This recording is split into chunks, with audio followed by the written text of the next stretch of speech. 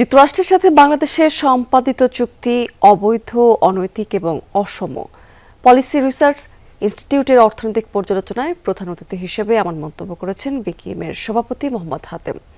তিনি বলেছেন যে উৎসবের আমেজের কথা থাকলেও দেশের অর্থনীতিতে এখনো অস্থিরতার চাপ। গ্লিটারের টুইন লেমন ও অ্যান্টিব্যাকটেরিয়াল ফর্মুলা বাসনকে চকচকে জীবাণুমুক্ত করে আমাদের দেয় গ্লিটার গ্যারান্টি। বৈশ্বিক সংকট আর অভ্যন্তরীণ নীতিগত সমস্যার চাপে ব্যবসায়ী থেকে সাধারণ মানুষ সবাই পড়েছেন অনিশ্চয়তায়। অভিযোগ করেছেন যে এনবিআর এর নীতিগত চাপ আর ব্যাংকিং খাতের প্রভাবে গত কয়েক বছরে বন্ধ হয়েছে প্রায় ৩০০ থেকে কারখানা। তিনি বলেছেন যে এনবিআর ব্যবসায়ীদের ভুয়া ব্যালেন্স শিট তৈরিতে বাধ্য করছে। বিশ্লেষকরা বলছেন জিডিপি প্রবৃদ্ধি নেমে এসেছে ৩.৪৯%, আর খেলাপি ঋণের পরিমাণ বেড়ে দাঁড়িয়েছে ৫.৫৭ ট্রিলিয়ন টাকায়।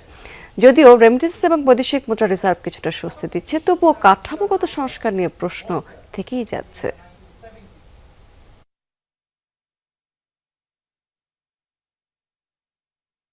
বছর শেষে আমাদের যে ব্যালেন্স শিটটা তৈরি করি, রিটার্ন ট্যাক্স রিটার্নে দাখিল করি, সেটাও আমাদেরকে ফেক এবং ফলস বানাইতে হয়।